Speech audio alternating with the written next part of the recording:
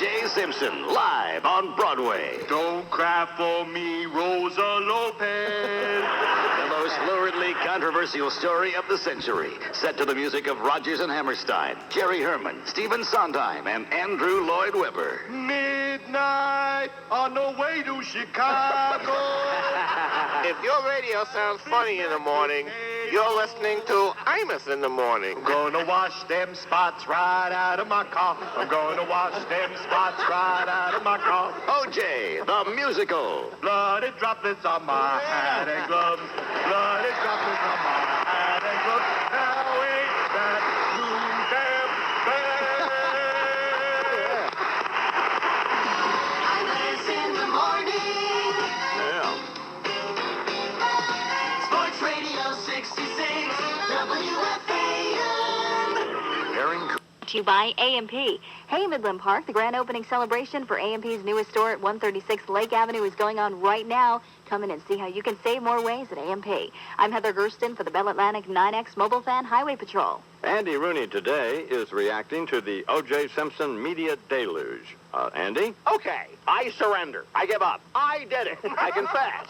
If that's what it takes to rein in the necrotizing fasciitis of the tube, O.J. Simpson, then for God's sake, put on the cuffs and take me away. I don't know about you, but I've had it, dear reader. I've got so much O.J. crammed into me, I'm gargling the stuff.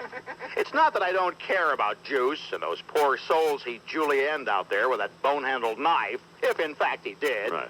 It's just that I'm wondering when somebody's going to care about me for a change. Having control over one's television set is a very important thing. Very male. Yeah. And my masculinity is being challenged now by this sudden programming plague. My remote control has been rendered impotent.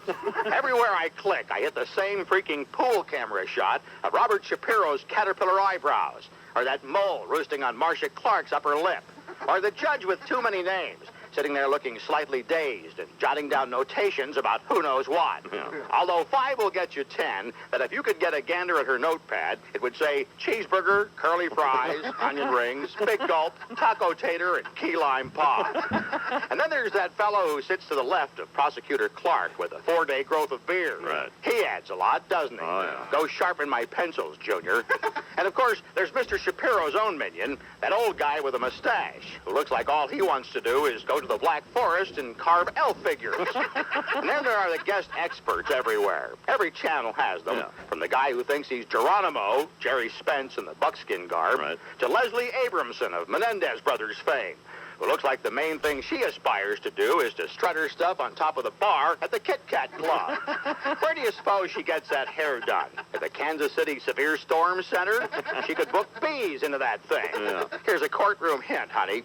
Things tend not to go well if you look more like you should be the defendant than the defendant does. Well, I know I'm a fish swimming against an unrelenting tide here, but I'm sick of them all. I am not hypnotized by the O.J. channel, as the columnist Mike Barnacle describes the plague of all O.J. every day. Yeah. It has, in fact, nearly driven me to the point that they say the Juice himself was driven to. I'm one more exigent circumstance reference away from putting on a ski mask and going after Fred Graham and his battery of glib, court TV, fresh-faced legal eaglets who all think they're so damn smart, Right. and leaving them splashed across a scene that Kay and Wilson could only have wished he would have drawn. 8 dead bodies draped over a satellite dish with law degrees stuffed in their mouths. Oh, and attention, National Enquirer. I'm ready to deal. Now. I'm Mr. the Morning here with blind Mississippi white boy Pigface Dupree. Morning, boy. Morning, Feats. Can't call you blind because you're actually not blind, are you? No, I'm just a little bit farsighted. Yeah, but I mean, why would you call yourself blind then? Because you got to have some type of, setback now to be a blues singer. Deformity would be the word. Well, you call it deformity, I call it a setback. Have you ever had actually had a record released? Well, it depends. I never actually had a record release under my name, Blind Mississippi White Boy Pigface Dupree. Right. Wonder whose name was it released? Jimmy Reed. Boy stole every damn song I ever wrote. Yeah, I'm sure of that. I swear to God, he did. He stole a song of mine, got me running, got me hiding, got me run, hide. Anyway, he wanted to roll, baby. Yeah. You wrote that? I wrote that. Well, I heard Jimmy Reed record that, and he was unclear about what the title was, and they were just about ready to do it. Yeah, you know why? No. Because he stole the damn song. Oh, yeah. He stole a piece of paper with the lyrics, but didn't state the song. song had the damn title of the song. Yeah. Jimmy Reed couldn't write no read. Yeah, well, all right. Could hardly sing, too. What have you written down today? Today, OJ's mama. American tragedy. Girl ain't got no teeth blues. I know she doesn't got any teeth. And that's a reason to sing the blues, isn't it? It is, yeah. So I hope my mama don't want to sing no blues. There ain't got no teeth in that mouth, man. That slobber be shooting out that mouth like Fine. a rocket ship. All right, let's hear this. Okay. What are you doing? I just counting it off, boy. Okay. Trying to kill some of these cockroaches you got in this damn studio.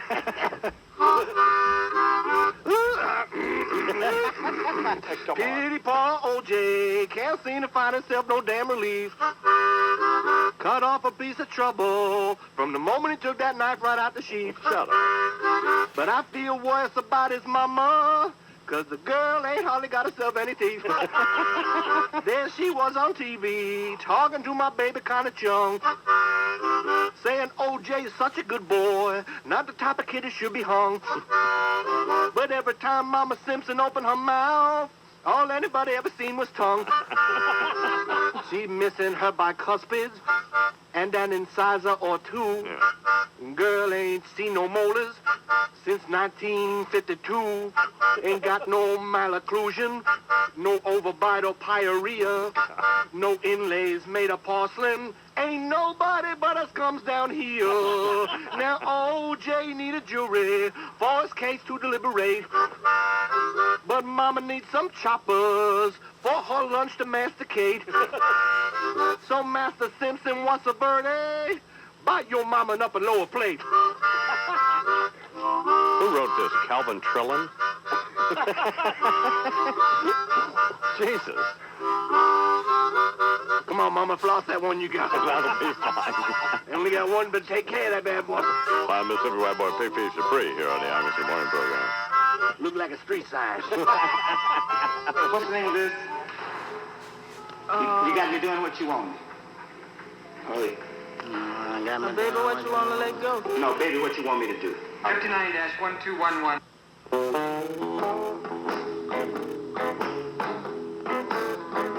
Got me running, got me hiding, got me run, hide, run anywhere you wanna let it roll.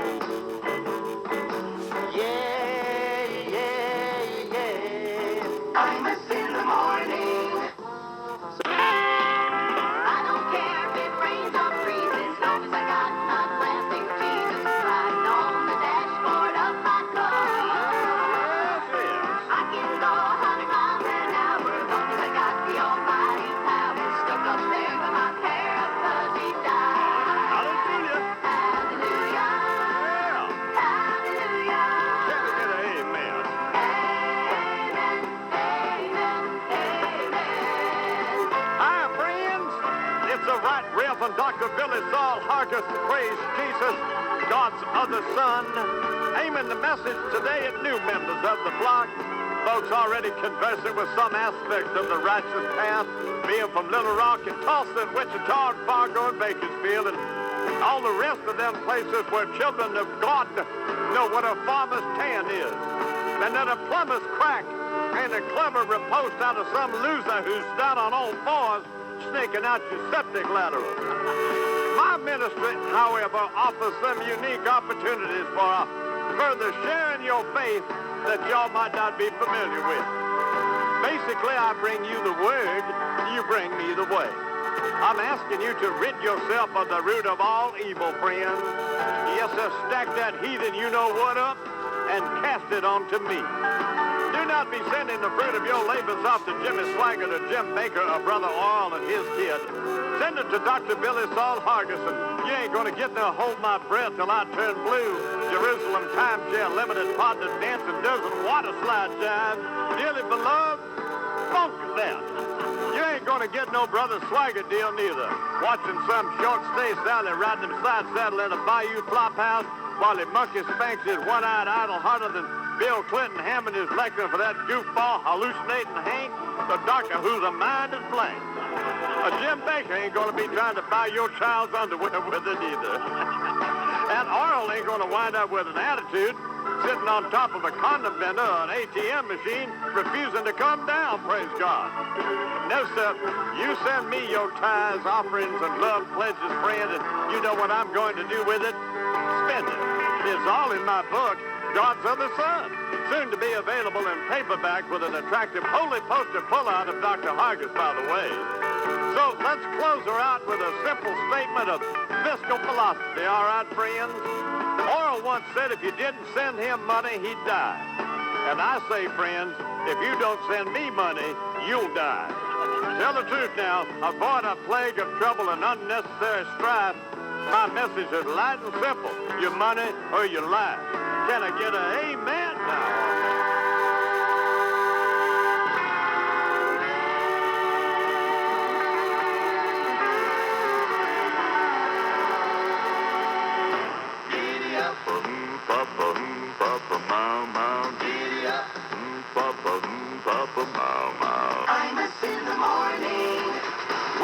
State of Connecticut. For now, on the Imus Morning program, Bernard McGurk as Maya Angelou with a tribute to Jackie Robinson. How y'all doing? Fine, Miss Angelou. It was 50 years ago today that Jackie Robinson went astray. He said, up yours to the Negro leagues, dissing the brothers to play for hunky pigs. Bases and balls, catches and pitches. Nah, Jackie thought, yo, I'll get some white bitches. No. Buy me some peanuts and Cracker Jacks. I play with the white boys instead of the blacks. It was this to the homeboys. Jackie's cup, so small it's a shame. Sucking white butts, not what I'm about. Fuck your old boy game. Maya Angelou. Peace out, black. And on the Amish Morning program, Who got a bag of Doritos? with a tribute to, unfortunate tribute to Jackie Come over Robinson. here. That'll be fine. Miss Angelou, thank you. What smells? 27. He was named after our slave masters.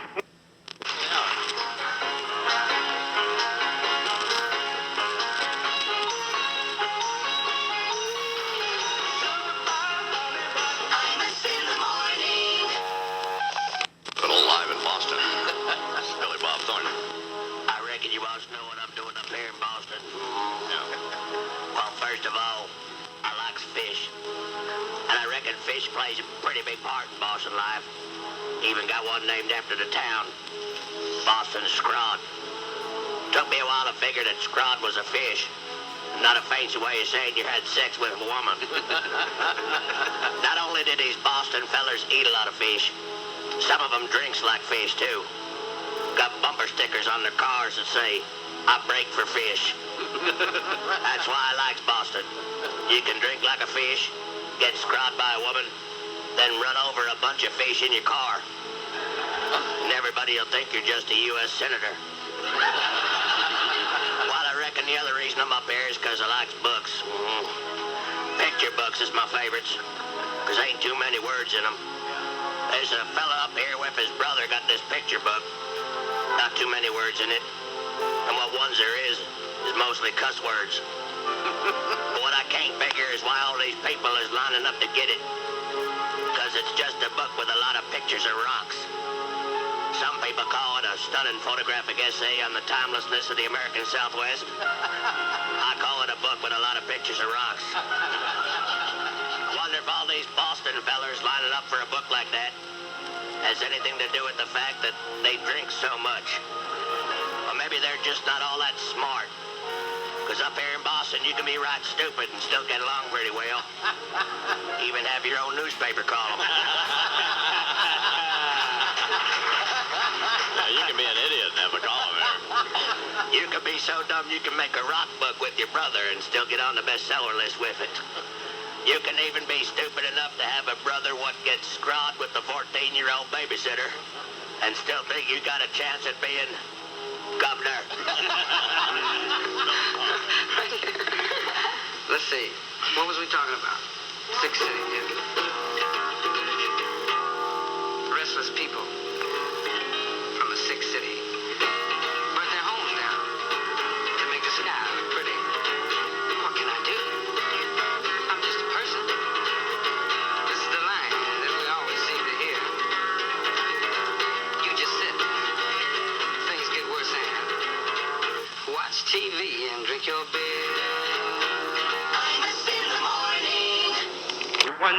wonder.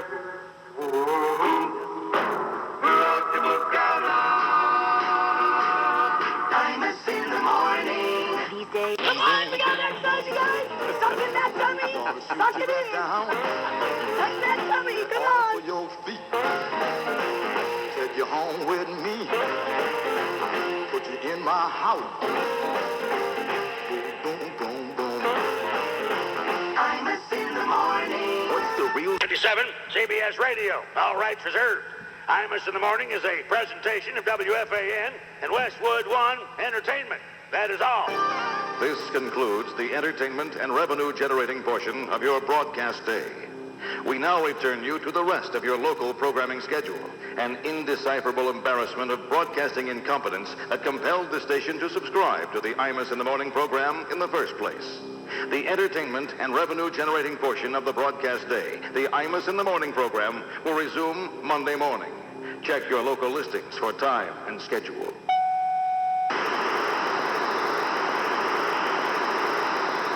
WFAN New York. WFAN 2020 Sports. Good morning at 10 o'clock. This is John Minko. Yo on to Jeter. This is the Imus in the Morning radio program. It's 8 o'clock, WFAN New York. Time for Imus in the Morning news. And conduct hearing of the Army's top enlisted man is in its final stages. The prosecution and defense in the case of surrender. And I don't like my work, but I don't mind money at all. I see lots of sad faces and lots of bad cases of folks with their backs to the wall. And I need 4 walls around me to hold my life, keep me from going astray. And I need a honky-tonk angel to hold me tight, keep me from slipping away.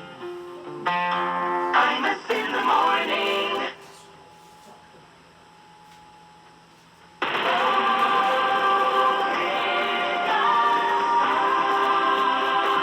In an instant, you can whisk yourself away to it all. To a world where non-stop excitement and adventure await. To the thrill of 3,000 slot machines. To the action of 180 gaming tables.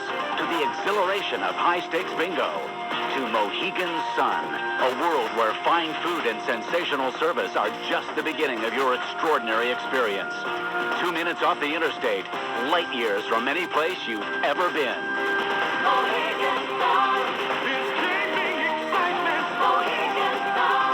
Exploring at your feet. Mohegan Sun. So easy to get to. Mohegan Sun. Everything big fun.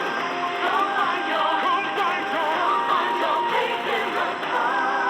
Just 1 mile off I-395, exit 79A in Uncasville, Connecticut.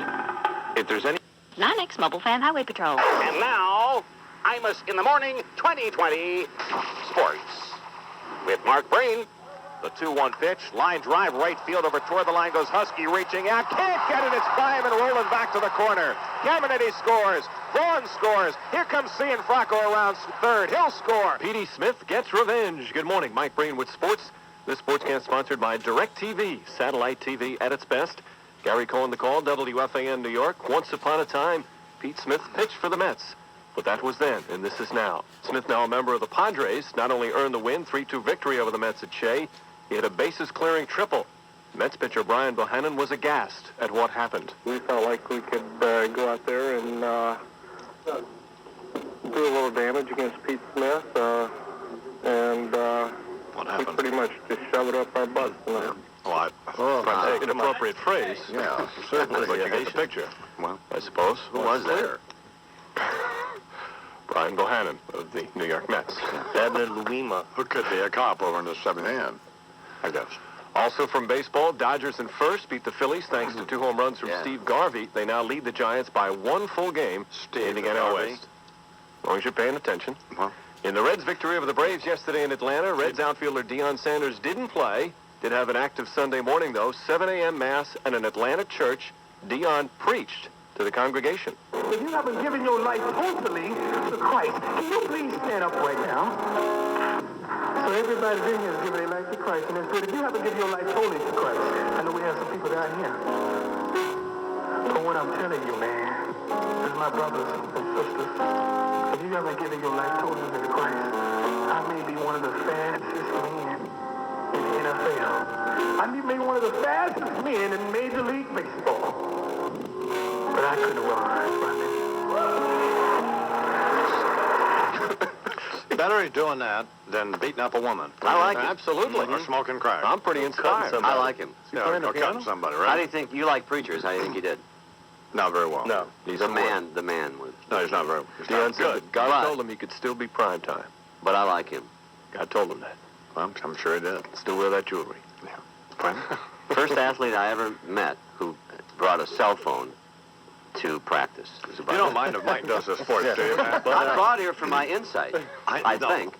I understand that, but we have Bud Collins on hold, and we're trying to get Mike through his sportscast. In all honesty, the sportscast is not very interesting. I love Mike Breen. No, we understand it, but you're not helping things either. I'm trying to help, see? You could help a great deal more by being And quiet. Mike, and I love you. I appreciate your help. Go ahead, Mike. I don't like the way you're looking at me. This World Series of Golf, Greg Norman the winner by 4 strokes. Tiger Woods, another tournament. He did not win. Tiger said he can handle the disappointment. I'm pretty strong. I only have 6% body. I just said, I just hate him. Why? I hate him. Oh, no. Come on. I mean, I hate him. He's going to talk about his body fat. I hate him. He's great. He's not great. He's a tedious moron. Oh, God, I hate him. I've never thought that way about it. Just for every reason possible. He's going to lose his tour card and be off the tour before you know it. It's 32 minutes. It's 32 minutes past the hour. What a sportscast. And here now from the Boston Globe and NBC Sports, covering the U.S. Open for us for the... Absolutely. But it was probably an error in judgment that I said that, and I admit it to you. You know, I By the way, stand before congratulations to the kids from Mission Vallejo, or whatever the hell it was. Vallejo. Yeah, Mission Vallejo. Well, Mission Hill, what the Little League team? From where? I don't know what you're talking The about. Little League World Series. The Little League Baseball World Right, Series. that's right. They're from Mission, someplace in California. Mission V. Imus in the morning. All right, let me talk to you about J&R Music World. There's only... Lori McNichol for the Beltlantic 9X Mobile Fan Highway Patrol.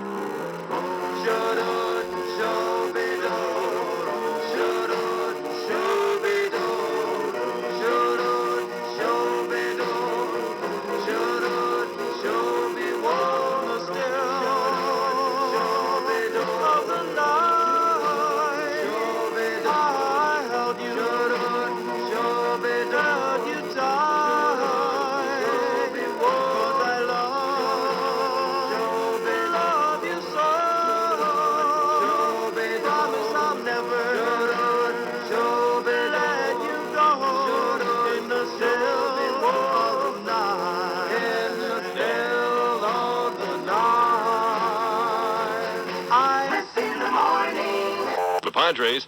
Bobby Valentine's comment after the game. You know, we made an error today. Thank you, Bobby. While the Yankees also losers to the Mariners 5-3 in Seattle, Yankee manager Joe Torre was asked, can you catch the Orioles? Don't ask me that question. Yeah, but I don't have an answer to that yet. Torre getting a little uppity as the season continues. They're 7 games back of the Orioles. But Bobby still, Valentine's another guy could be with Fred Goldman on the Barnacle bus, by the way. It could happen. Yeah, sure. C1B. Yep. So, you know what I'm saying? Yes, I do. That's sports. I'm Mike Breen.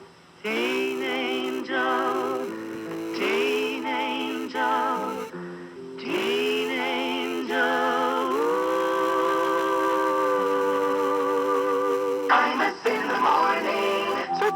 I know his heart. What he told me before, I have in my heart. I am tired of fighting. Our chiefs are killed. Looking Glass is dead. The old men are all killed. It is the young men who say yes or no. He who led the young men is dead. It is cold, and we have no blankets. The little children are freezing to death. My My people, some of them have run away to the hills and have no blankets, no food. No one knows where they are, perhaps freezing to death. I want time to look for my children and see how many of them I can find. Maybe I shall find them among the dead. Hear me, my chiefs. I am tired. My heart is sick and sad. From where the sun now stands, I will fight no more forever. Imus in the morning. Copyright 1997, CBS Radio. All rights reserved. Imus in the Morning is a presentation of WFAN and Westwood One Entertainment. Bunch of peckerheads. This concludes the entertainment and revenue-generating portion of your broadcast day. We now return you to the rest of your local programming schedule, an indecipherable embarrassment of broadcasting incompetence that compelled this station to subscribe to the Imus in the Morning program in the first place. The entertainment and revenue-generating portion of the broadcast day, the Imus in the Morning program, will resume tomorrow morning. Check your local listings for time and schedule.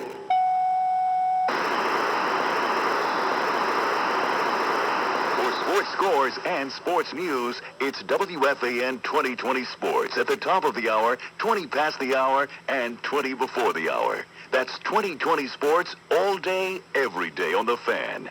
Sports Radio 66, WFAN New York. WFAN 2020 Sports. Good morning at 10 o'clock. This is John Minko. In Central Park, temperature 73 degrees. Skies at this hour are mostly sunny, and that's what's happening. This is John Minko with 2020 Sports on WFAN, the flagship station for New York Mets baseball.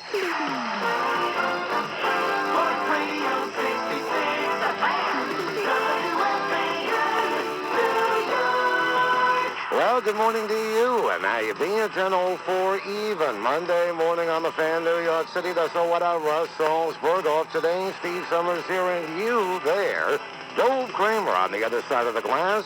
Eddie Scozzare on the other side of the glass. Eddie Scozzare? No, we're Jockman. Who do you think we're talking? 718-937-6666.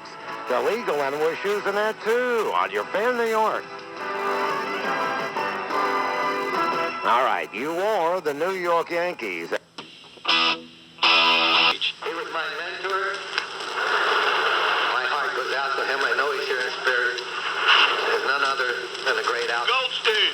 Was sort of referring to Al Goldstein, the publisher of Screw Magazine, who played with the sort of hidden minors. Hold it. You can't let that pass, Iman. Jesus Christ. What the hell is wrong with you? It's amazing you picked up on it. Your radio sounds funny in the morning.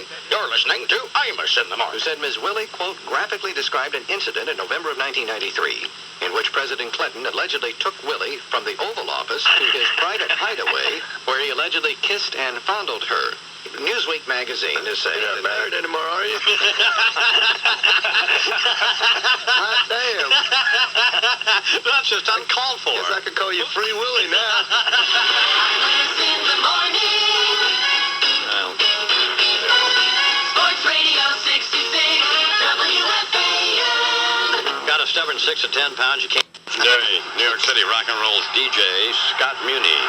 Scottson. So then Mick says, I'll tell you who the real beast of burden is, Marianne Faithful.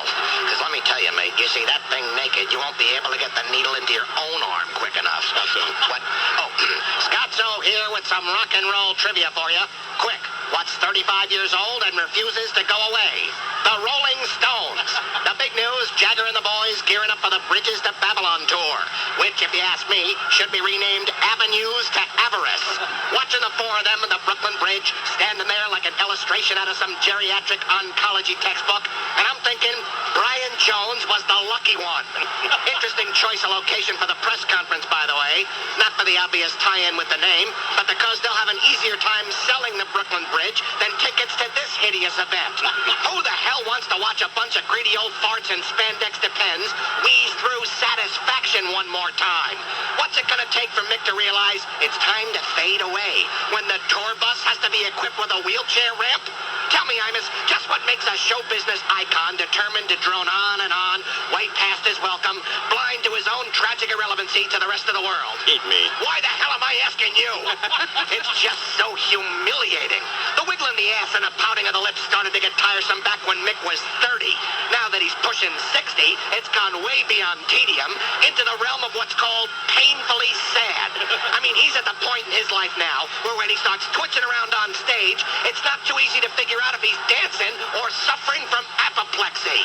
How can he ever sing Mother's Little Helper and get through the what a drag it is getting old part without cringing from the unbelievable irony of it all? While it's true the Stones once rocked the house, now they need to be locked in a home. I'm sure it seemed like a good idea at the time, going through their midlife crises on tour in front of millions.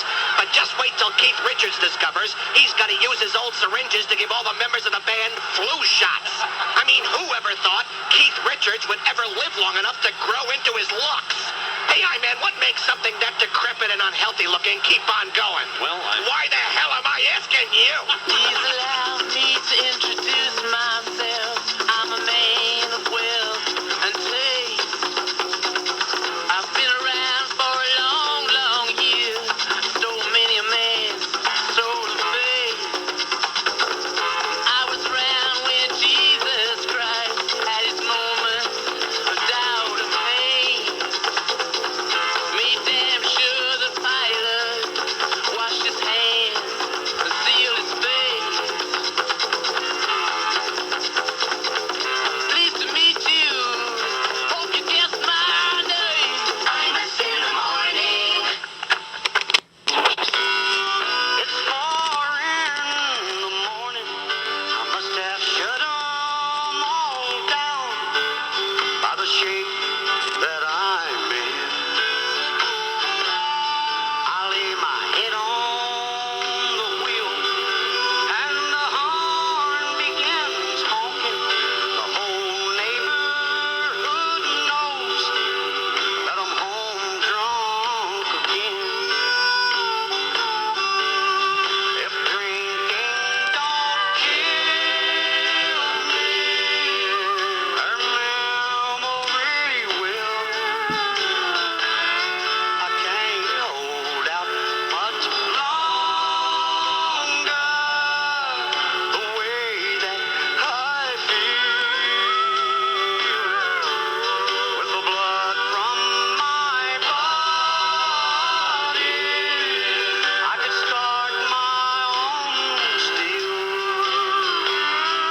But if drinking don't kill me, her memory will. Imus in the morning. This is WFAN in New York. It's time for the news. And here with that is Charles McCord. Good morning, Charles. Good morning, I-Man. In the headline, once influential Paul Harvey. Hello again, Americans. Stand by for news, and as always, the rest of the story. Well, get your reality glasses out, and let me slip mine on here for just a second to check this. Yes, as the Lord is my witness, that really is Pat O'Brien, tennis announcer boy, our Grand Ole Republic's second favorite house guest after Cato Kalin, introducing Hanson at the U.S. Open National Tennis Center the other day. Oh, Hanson, the lads, brothers from our nation's midsection, not brothers as in the Louis Farrakhan crowd. No, brothers as in actual kinfolk, you see. 3 of them. Tulsa is home. Music gods to the prepubescent and post-Barbie set. Frankly, I'd rather have a colorectal exam in the 70th Police Precinct of New York City than have to listen to them. But then, I'm not a kid. And there's the problem, tin-ear Main Streeter. Neither is Pat O'Brien, the omnipresent MC. Oh, tried to be. Came off the fool, I'm afraid. Screamed to the kids in the stadium, "Let's hear it for Hanson." Well, I won't say the response was unenthusiastic, but you could actually hear hairs drop from our pal Pat's pate. The silence was so awkward, a triple-jointed contortionist couldn't have filled it with an exhibition round of singles fellatio. You are 50 years old, Pat. It is game, set, and match. Get out before it's sudden death. Page 2. Say, have you seen the president? No. You know where he is? No. Martha's Vineyard, Massachusetts. Kickback time. Oh, my, I didn't mean it that way. Although, trying to change jump with this particular Oval officer, one never knows for sure, eh? I meant, however, vacation time. Here's the puzzler. With some of the darndest questions following Mr. Clinton around, why, oh why, would he choose to holiday in the state that's the Kennedy fella's home turf? Where Joe jettisoned one, where Michael porked one, and where Teddy put one in the surf. Well, at least our commander-in-chief hasn't sunk his teeth into a representative of the opposing gender, eh? Or left genetic residue someplace where poor old Janet Reno would wind up having to say why she shouldn't appoint a special prosecutor to look into it. Now, there's a presidential speech legacy.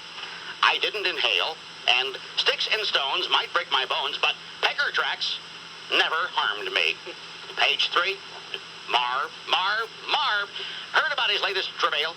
Got the DNA results back. Sad. Looks like it sure enough was our favorite hoops hawker.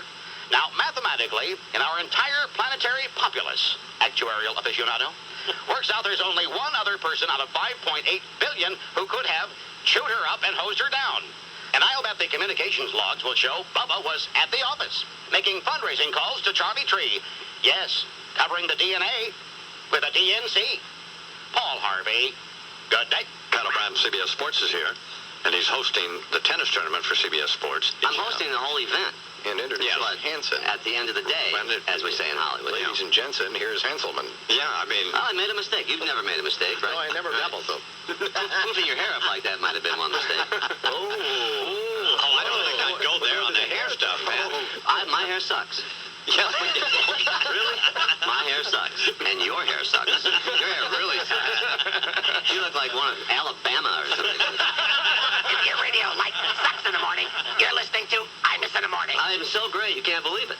Well, no, you're not. My grandmother died, though. That I'm sorry to hear. I am sorry to hear that. 98. Died in her sleep. Oh, there ain't no better way to go. Boy, no kidding. Well, good for her. Yeah. But the other 4 passengers in the car were... What is the matter with you? No.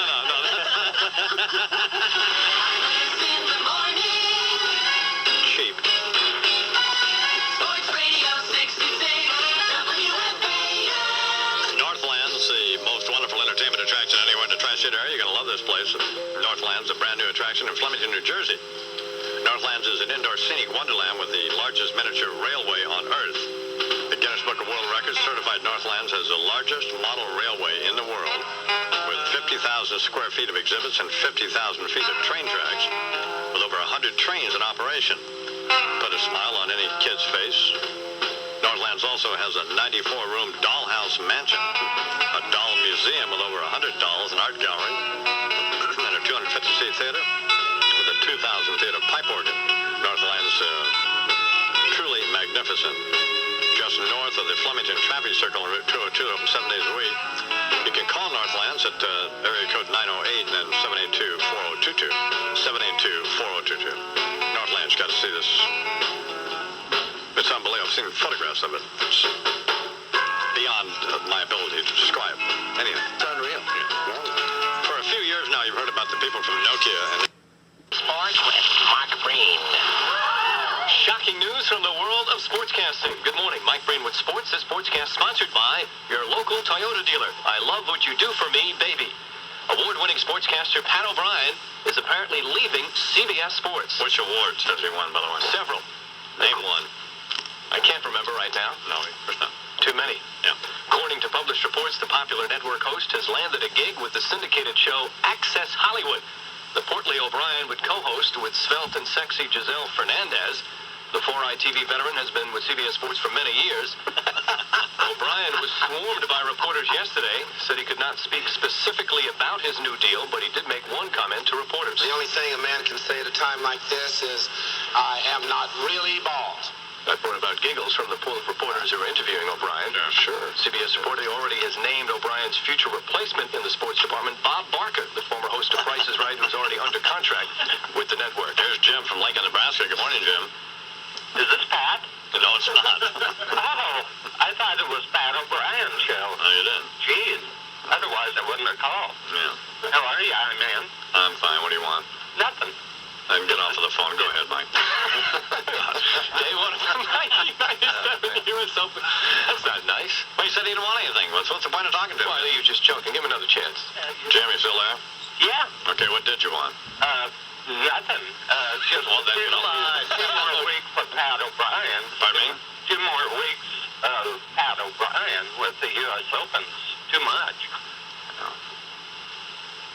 We've got a couple of people we've had on the phone this morning, Charles, sound very shaky, don't they? Yeah, this gentleman sounds a little shaky. And well, this is not a talk show, one, two, so don't... It has nothing to do with it. We're not interested in phone calls, and so butt out. All right. Go ahead. At least he recognized Took it like a man. He'll go back up.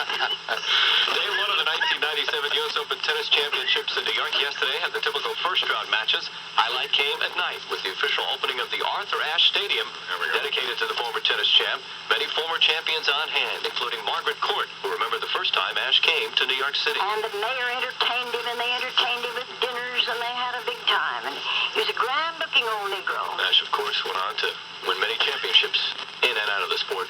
One of the great human beings in the history of professional sports. That was not Margaret Court. That was McCourt's grandmother. The former champion Margaret Court. The old Ozark hillbilly. What do they call her? Queen of the Ozarks. Queen of the Ozarks. Yeah. There's a radio program someplace. KWK in St. Louis. Yeah, which we have never been able to get any tapes of, by the way, for some reason. I think I may have located a source eye man during my recent sojourn there. Mm-hmm. She went under the pseudonym Grandma Lynch. Now wait a minute, I'm a in the morning. So play more. McGurk has Maya Angelou with a tribute to Jackie Robinson. It was 50 years ago today that Jackie Robinson went astray. He said, up yours to the Negro leagues. Dissing the brothers to play for honky pigs. Bases and balls, catches and pitches. Nah, Jackie thought, yo, I'll get some white bitches. If your radio sounds funny in the morning, you're listening to Imus in the morning. It was this to the homeboys. Jackie's cup, so small it's a shame. Sucking weight, but not what I'm about. Fuck your old boy game. Angela. Peace out, Black. And on the Amazon program. Who got a bag of Doritos? With the tribute to, unfortunate tribute to Jackie Robinson.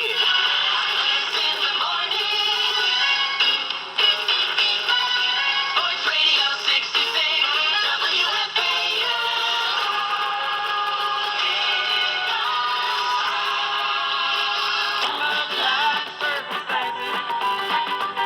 I've read around barroom, riding that dang foot, singing them old country songs. Yeah, half the time ending up someplace I don't belong. Well, you've heard about pyruvate. I don't know how to pronounce it. Pyruvate. There you go. Who can be, on occasion, amusing. Yes, he can. It just depends on what kind of mood he's in, even. I had a suspicion over the weekend that you were going to be one of the top 25 influential people in the country. Because every time I called you, it would say you were in a meeting or you weren't at your desk. Couldn't even get through, man. Well, did you think De La Hoya won that fight? No, yeah, I'll tell you, you made a good point earlier that he didn't win it enough to take Whitaker's title, that's for sure. No. It's a very astute observation from one of the 25 most influential people in the country. If your radio sounds funny in the morning, you're listening to Imus in the morning. Good morning, Howard. Yeah, you know, it's Howard. Yeah, no. So you're one of the 25 most influential people in the country, huh? Yeah. Good thing Marshall Applewhite offed himself. Open up the spot for you. It's only fair. He may have influenced 38 other people to kill themselves. You inspire millions every day.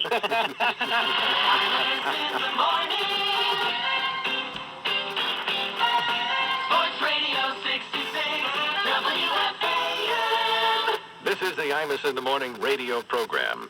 It's 9 o'clock. WFAN New York, time for Imus in the Morning news. And I understand. And he was screaming.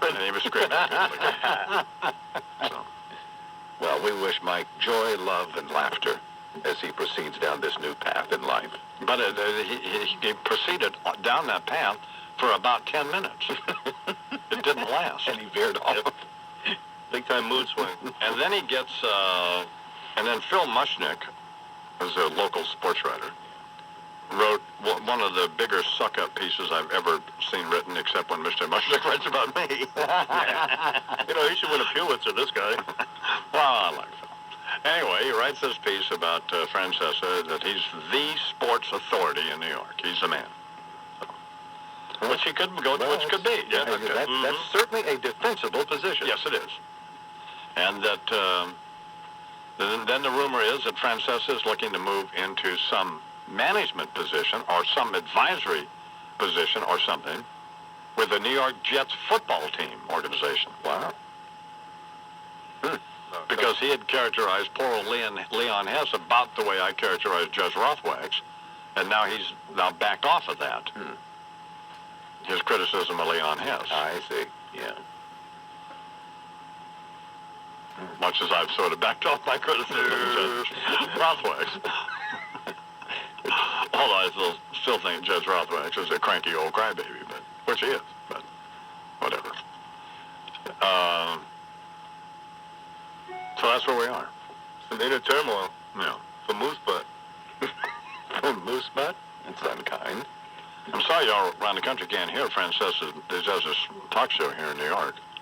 It's on in the afternoon here at this radio station called Mike and the Mad Dog. And he works with the single dumbest individual he's saddled with. Yeah. He works with Lori McNichol? Just an idiot, you know. And they talk sports, you know. Yeah.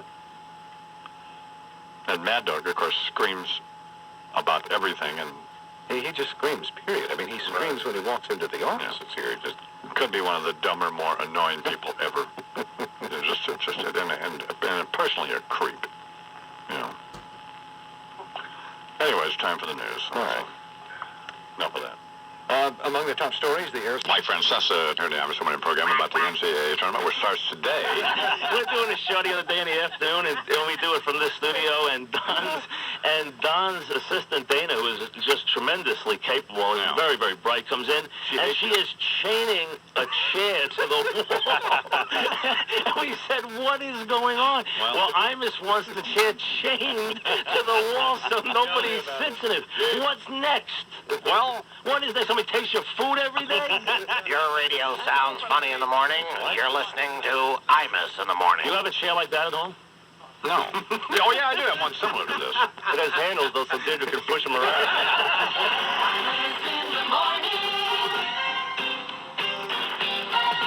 Sports Radio 66, WFAN. If you live in the Stamford, Connecticut area, the new Super Stop and Shop that you've been waiting for is now open. It's located in the Ridgeway Plaza in Stamford. Stop and Shop got the best prices around, an incredible selection that you can't be beat by anybody. Fresh quality food, of course.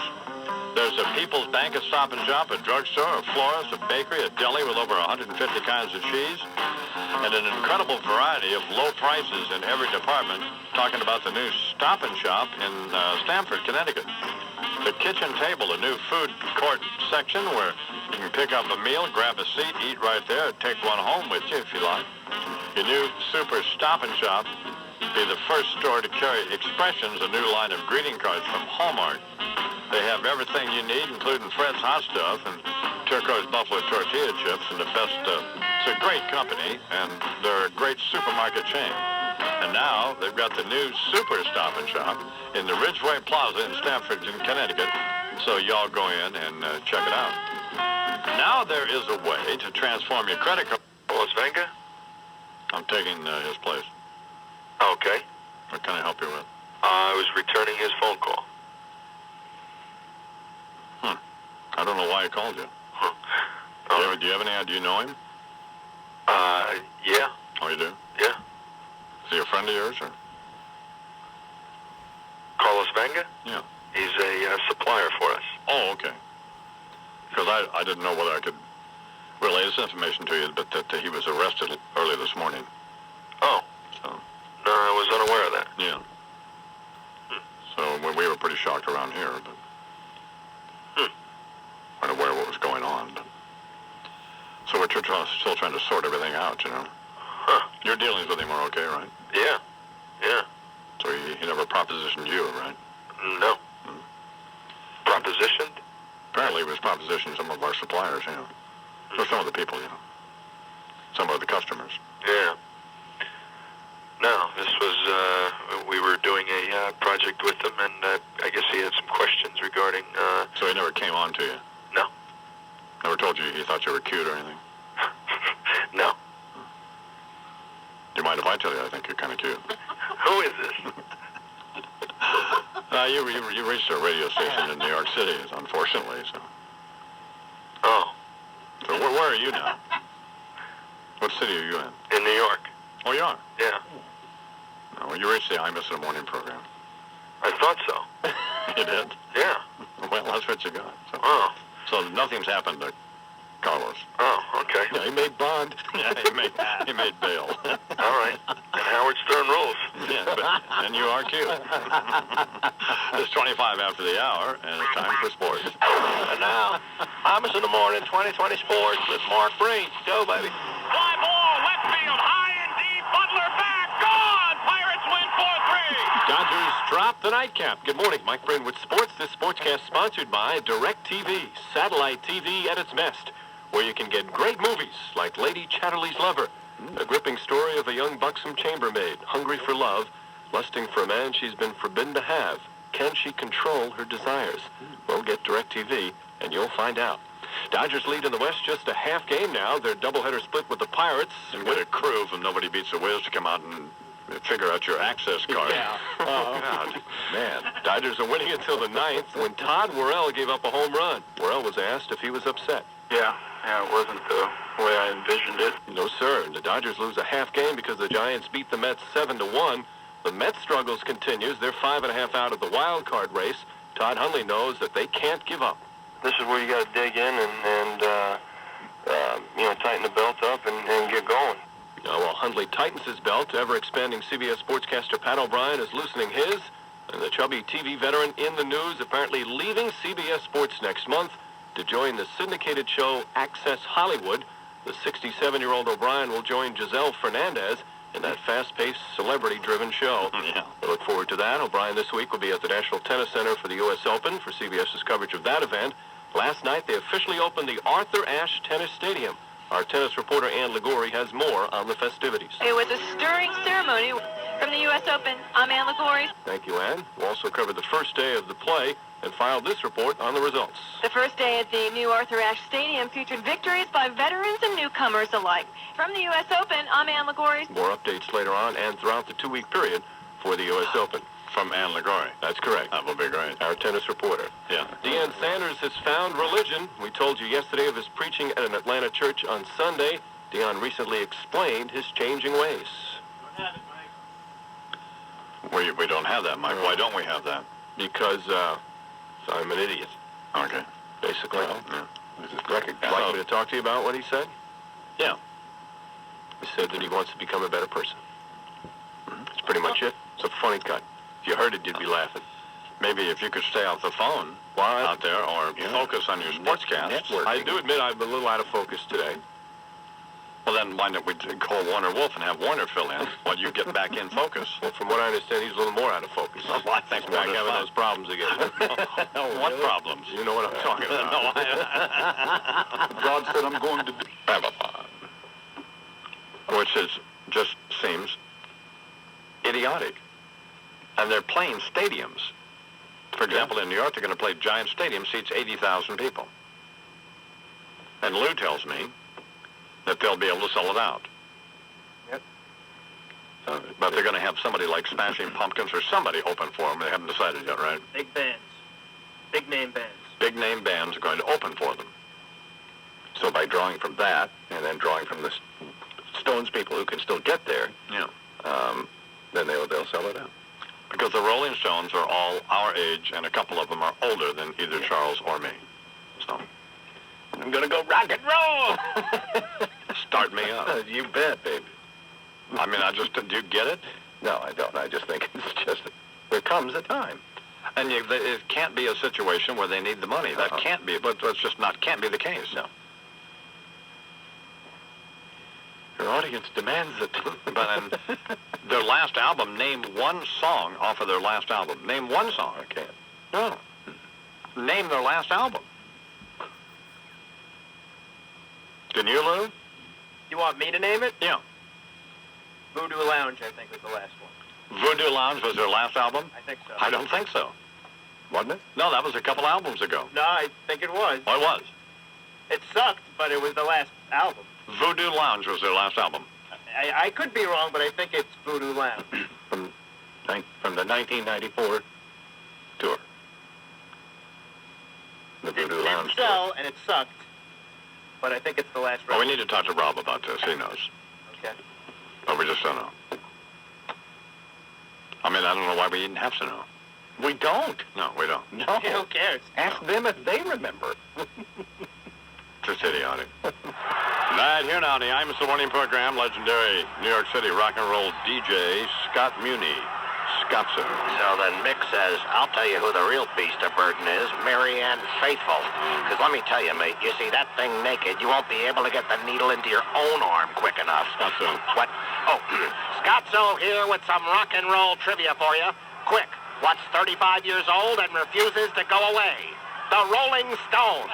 The big news, Jagger and the boys gearing up for the Bridges to Babylon tour, which, if you ask me, should be renamed Avenues to Avarice. Watching the four of them in the Brooklyn Bridge, standing there like an illustration out of some geriatric oncology textbook, and I'm thinking Brian Jones was the lucky one. Interesting choice of location for the press conference, by the way. Not for the obvious tie-in with the name, but because they'll have an easier time selling the Brooklyn Bridge than tickets to this hideous event. Who the hell wants to watch a bunch of greedy old farts in spandex depends wheeze through Satisfaction one more time?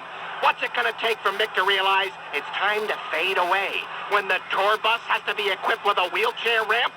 Tell me, Imus, just what makes a show business icon determined to drone on and on, way past his welcome, blind to his own tragic irrelevancy to the rest of the world? Eat me. Why the hell am I asking you? It's just so humiliating. The wiggling the ass and the pouting of the lips started to get tiresome back when Mick was 30. Now that he's pushing 60, it's gone way beyond tedium into the realm of what's called painfully sad. I mean, he's at the point in his life now where when he starts twitching around on stage, it's not too easy to figure out if he's dancing or suffering from apoplexy. How can he ever sing Mother's Little Helper and get through the what a drag it is getting old part without cringing from the unbelievable irony of it all? While it's true the Stones once rocked the house, now they need to be locked in a home.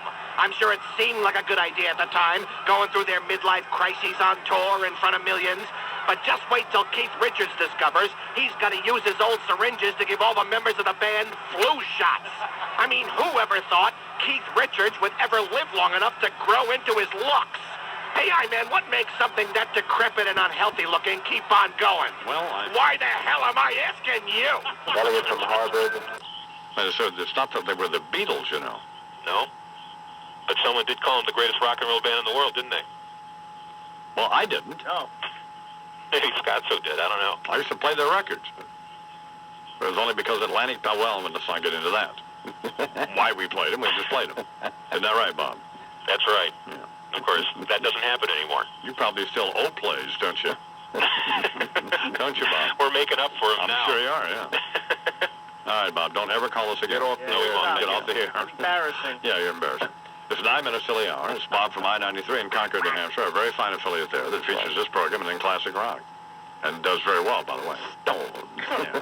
Go to all the shows. I mean, the Stones would not have them when Humble Harvey introduced them on Boss Radio in Los Angeles in 1965. You know, it's the last time that sounded good. Oh, man. God almighty, man, what a nightmare. Well, there's just a lot of turmoil in my life, and it's just... Christopher Guest as B.B. King. Oh, you know my baby left me. We been gonna have a date quite a while. I developed a strong emotional attachment. We been gonna have a date quite a while. But her affections have been alienated, and so she changed her domicile. Every day I feel depressed. I'm experiencing psychological reaction to environmental stress. Oh yeah. Imus in the morning. No, it's just... See a little silhouette of a man. Scaramouche, will you do the fandango? Thunderbolt and lightning, very, very frightening me. Galileo, take a roll. Magnifico! I'm a poor boy, nobody loves me.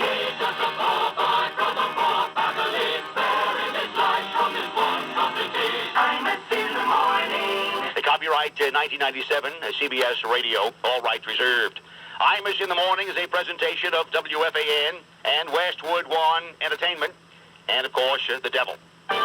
This concludes the entertainment and revenue-generating portion of your broadcast day.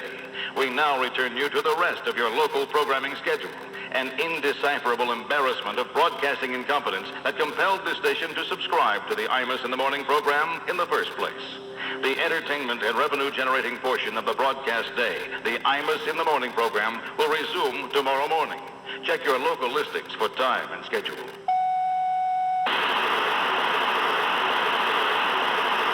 Sports scores and sports news, it's WFAN 2020 Sports at the top of the hour, 20 past the hour, and 20 before the hour. That's 2020 Sports all day, every day on the Fan.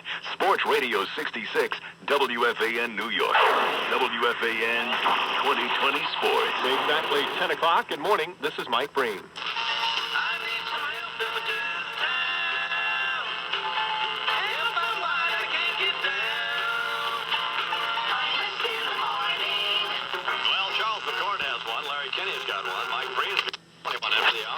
In the morning, Wax has sued me for libel, and after threatening to do so for several months, and there was a period where we thought he was going to drop it, and but now he's apparently proceeding with it as he's not been presented with a complaint, or at least the lawyers have.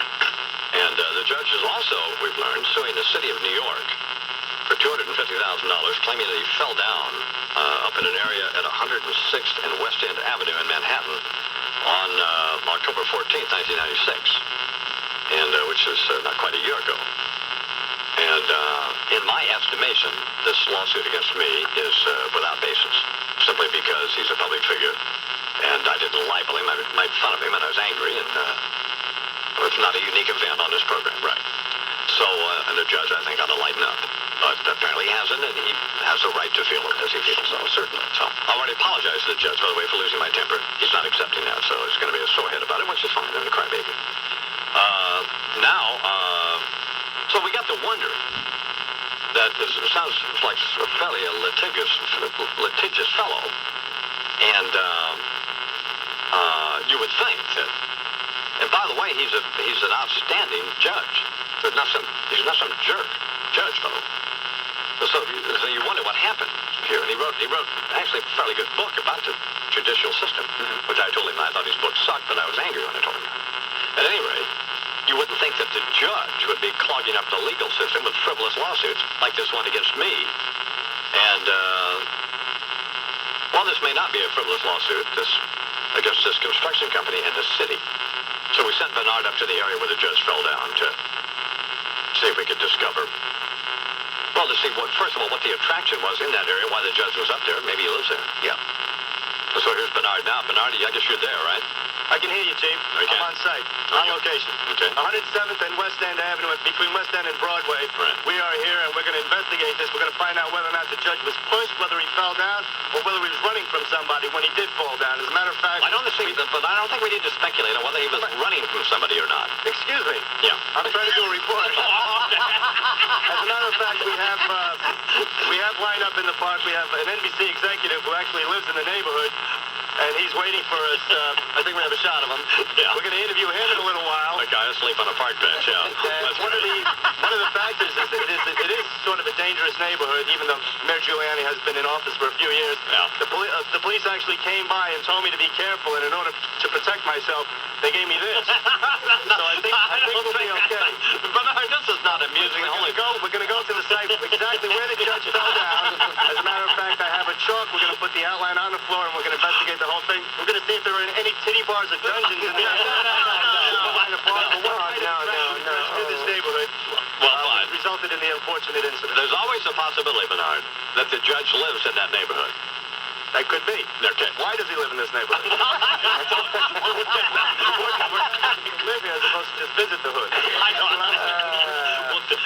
We'll talk to you later, Bernard McGurk on scene at 107th and West End Avenue. Bernard holding up a plunger which is not amusing, Bernard, at all. It's just stupid. Anyway. Don't mess with me. You know what I'm saying? I understand all that. It's 25 after the hour. We'll get to Breen and his sports report later this morning. Well, we got to do some commercials and then talk to Mayor Rudolph Giuliani of New York City.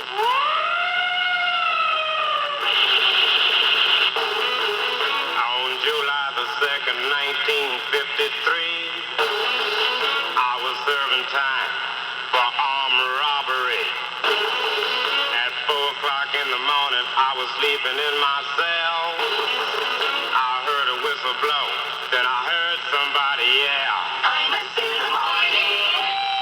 You want a better body, baby? Want to lose weight and fat? Yeah. Then get Pyruvate. And I think, and my lawyers think, and everybody else thinks it's a frivolous lawsuit, except the judge doesn't. So, in addition to that, the judge has sued the city of New York for $250,000 for some construction company because he fell down up at 107th and West End Avenue in Manhattan. So, in my estimation, this lawsuit against me is stupid. I figured, well, let's see if there's any basis for this other suit. Please. You brought the question in your mind. You wondered about it. First of all, what's the attraction up there at 107th and West End Avenue? Unless the judge lives up there, which he may well live there. Yeah. He may well live in that area. So it seemed like a great idea to send Bernard up there this morning. And Bernard is there. Good morning, Bernard. What up, Chief? Well, we're up here in the hood, and we found out a few facts while we were up here. Okay. And that's what I'm here for, not to speculate, but to report the facts. All right. We found the site, of course, where the judge fell down. Let me just retrace his steps a little bit. Okay. As you'll see, he came across the street from this direction. Right. And we're not sure if he came from that corner where you'll see the liquor store. No, stop now. He didn't come from the liquor store. Why would he be in the... No.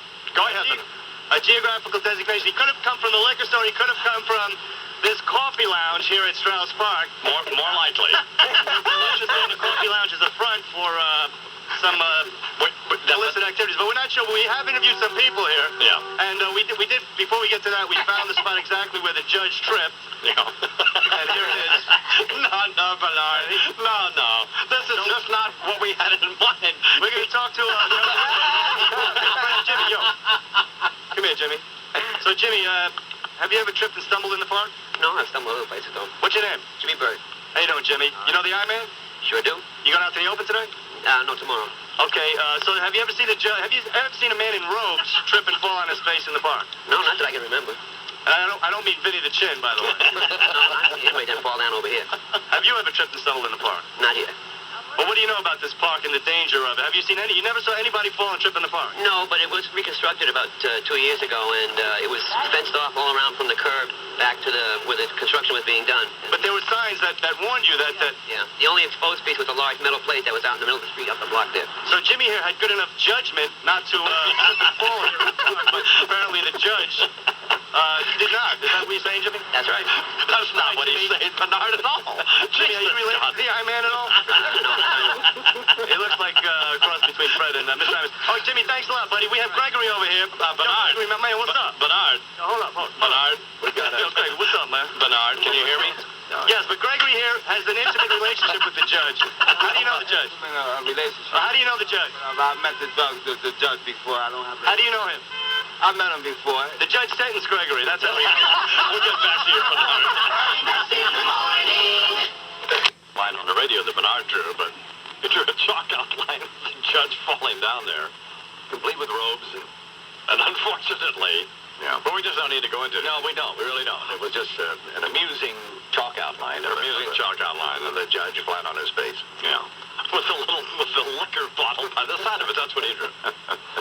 So, as long as it's gone this far, well, what are you going to do? I mean, the judge has got to have a sense of humor about this. Lighten up. Well, I do. I do think it is interesting. Well, there's, I suspect, don't you suspect the judge lives up there? He must. To be walking around that area, I mean, absolutely, I would assume that that's the case. Anyway, we'll go back to Bernard, who probably has been able to retain Gregory. Yeah. And we'll talk to Gregory more. We'll also talk to Mike Lubica, who, at any rate. As we add another clause. No, well, I mean, it's so insanely stupid. I've said many more nice things about the judge than I've said bad things about him. And he's being a crybaby about it. And if he wants to sue me, let's get it on. Sure, that's so. We're ready. We're ready with David Boies and that goof Richard Blumenthal. They're both ready to go. Blumenthal will hopefully stay out of the courtroom. And let Mr. Boies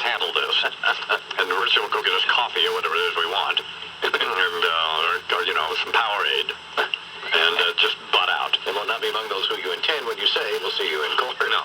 Now, the judge also has sued the city of New York. Yeah. For $250,000 because he claims he fell down up at 107th and West End Avenue in Manhattan. So Bernard is up there this morning on the scene covering, by investigating the situation, seeing, one, what the attraction is in that neighborhood. And I acknowledge that it is possible that the judge lives in that neighborhood, and I suspect that he does. Probably he does. In fact, I know that he does. Oh, he does? Yes, I do. I just learned that information. Oh, all right. And I know what the judge's address is because it's contained in a complaint, but I'm not going to reveal the judge's address because I don't think it's appropriate. Of course not. Well, it's not appropriate, so I'm not going to reveal the judge's address, but he lives in that part of Manhattan. So, as do I, by the way. So, a little farther downtown, but, you know, in the same area, on the west side of Manhattan. That's where we live. Both the judge and I live essentially within several blocks of each other. So we'll go back to Bernard in a moment. Charles has the national news. There's not much going on. Not a whole lot. No, before we get to that, I had a conversation this morning with Mayor Rudolph Jr. Yes, come in. Hey, whoop. So, Bernard, it's union guys. Is there some possibility, Bernard, that we can see that chalk outline again just to... Why, certainly. As a matter of fact, though, we also did an extended interview with Gregory, who was sentenced by Judge Rothwax, and he made some startling observations, which you may or may not be interested in, but I think you would be. Why would you think I would? Dare you take the chance? I don't give a damn, Bernard. Okay, let's roll it then. Let me ask you this. Sure.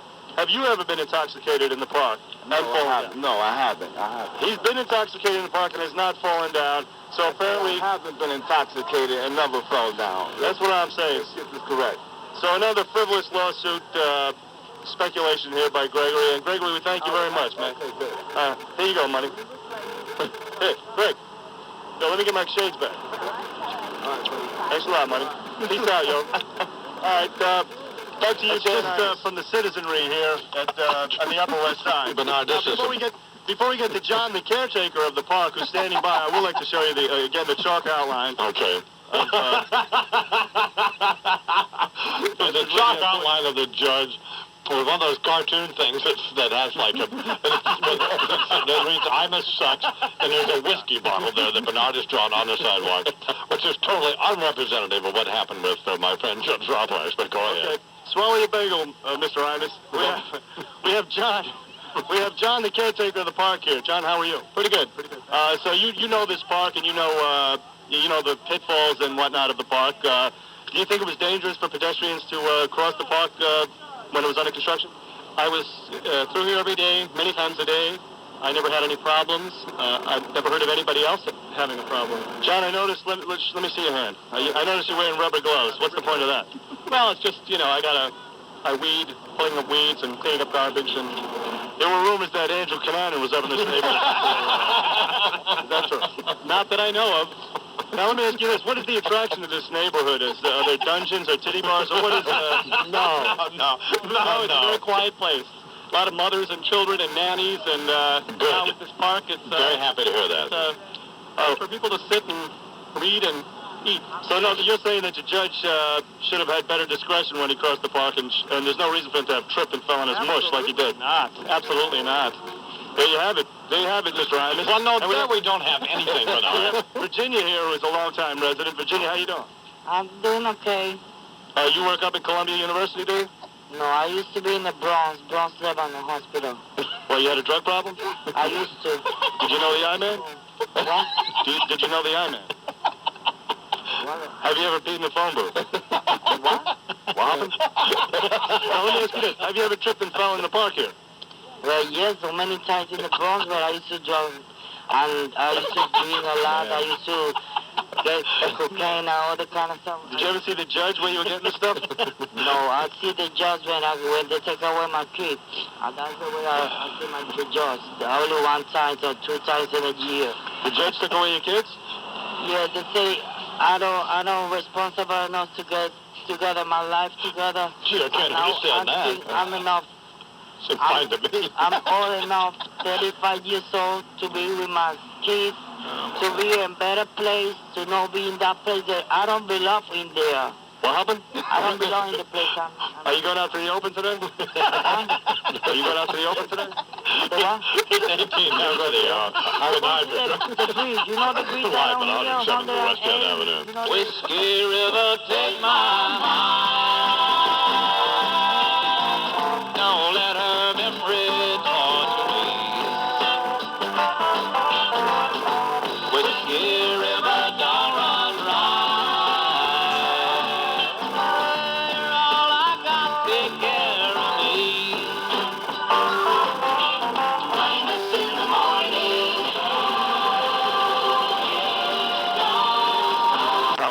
Now, people, Imus in the morning, 2020 sports with Mark Breen. Curtis swings it. Is investigating the scene of this apparent accident suffered by Judge Rothwax, in which he claims he fell down at this construction site and then therefore suing the city and this construction company for $250,000 up at 107th and West End Avenue where Bernard is now. Bernard? I'm in. This has been pretty much a disaster this morning, Bernard, and that has not been helpful. The saving grace is that I have not been mugged or assaulted in any way. As you can see, the New York City Police Force, they are on the scene. Yeah. And once again, they did provide me with this in order to secure my safety, and I thank them for it. Now we do have, we did reach some. I think we reached some conclusions here today that nobody else has fallen in the park. All right. That the lawsuit seems to be frivolous on its face, no pun intended. Yeah. And we have another resident of the neighborhood. Hi, ma'am. What's your name? I'm Annabelle Mara. What's up? I'm getting ready. I'm a volunteer worker at the Catholic Church. Okay, ma'am. There's something here. Well, can I ask you this question? That's very nice of you to volunteer, by the way. It's something that I would never do. The third thing that I am. Let me just ask you, have you ever tripped or fallen in this park? No, I haven't. Have you ever seen a man in robes trip and fall and stumble around in this park? No, I haven't. Now, when the park was under construction, was there any danger to the pedestrians passing by that you know of? No, the park was very safe because it was police protection around the clock. What do you think of Betty Shabazz's grandson only getting 18 months for setting his grandmother on fire? A lot of Muslims in the world. I don't want to say that on TV. Okay, madam. All right. I just thought it might be a bit lenient. Thought you, as a grandma, might have a... No, I know grandma. I never left home. I never got married. Oh, you still kicking, chicken? Yeah, I'm 75 years old last Friday. God bless. I've been in this neighborhood 44 years. 200 Manhattan Avenue. Are there any dungeons in this neighborhood? What you mean, dungeons? Well, why would anybody come to this neighborhood if they didn't live here and just be strolling around? Well, some people come here to see if they can get some money, and they in need, and they come. So the judge was panhandling when he... No, the judge was not panhandling, Bernard. I didn't see him go. Well, madam, you're a beautiful woman. God bless you. She's very sweet, Bernard. Don't be mean to her. Not at all. I love the woman. Okay. And thank you very much, ma'am. You're welcome, sir. Okay, well, that's it from the scene here. Another a pedestrian saying that nobody that she knows has tripped and fall, Bernard. and that there was no reason for anybody to do such a thing. So, Bernard, you've done a great job this morning, and you can now please come back to the studio. Bernard McGurk. Can I go home? No, you can't go home. No, you have to come back to the station. Oh, come on. Can I go over to Central Park West and have a cup of tea at your house? No, you can't do anything on Central Park West. Collins off the terrace. No, you can't do anything with Collins. Bernard McGurk at 107th and West End Avenue investigating what appears to be yet another specious lawsuit filed by Judge Rothwax. He's suing me for libel, which is preposterous and, in my opinion, ridiculous. And but the judge claims he fell down up here at a construction site at 107th and West End Avenue and knocked all his teeth out and incurred $6,000 worth of medical expenses. And he's suing the city for $250,000. So he's suing me, the city, and his construction company. And Bernard, you know what you should do now? What? Surrender. Probably, yeah. I mean, I really have made it worse, huh? Just surrender. Just say, come and get me. I'll put my raincoat over my head, and will lead me out of here. As was the case in the initial episode. We're just, that's what we do here. There's a police precinct and a plunger with your name on it. I think Bernard did a credible job. He was excellent. He's obviously an excellent reporter. He's gifted, I would say. Yeah. It's 31 past the hour. 1, 2, 3. 1, 2, 3. Imus in the morning. WFAN. Mike Francesa. Good morning, Mr. Francesa. Good morning, Don. How are you? I'm very sorry. I apologize. Was Fred on that video phone?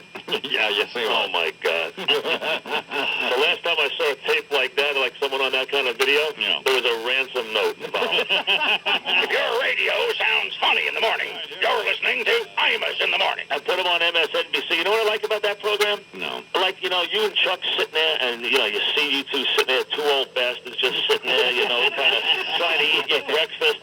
It says Imus in a commercial break. You wait 1 or 2 more years, it's going to be Imus is in the X-ray room. Charles is in dialysis. Back with the news in a minute.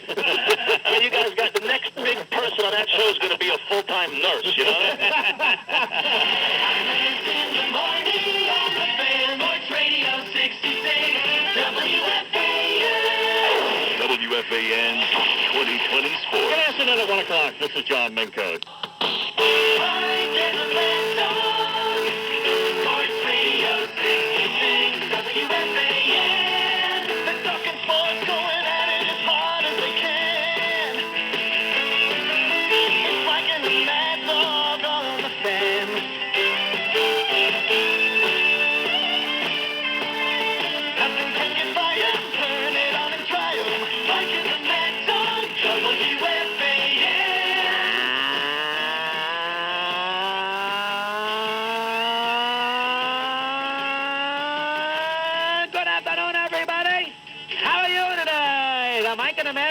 Program reunites on this Tuesday, August 26th. And boy, am I glad it's a Tuesday instead of Monday. Nice job with Kyle Casey and, of course, Chris Collin across the way. Bob has the week off. Good afternoon, now, Michael. How are you? I'm fine, Doug. Oh, baby. It's been a long time, Mike, and I did not want to come back here in second place. And thank God I didn't have to do that. Well, technically. Even in the loss, Mike. You always tell me that. Even in the loss. Even in the loss. Thanks. It's a trademark of Chrysler Corporation. Get to the ultimate Grand Cherokee event. Going on now at your dealer. What you're about to hear can help save your life.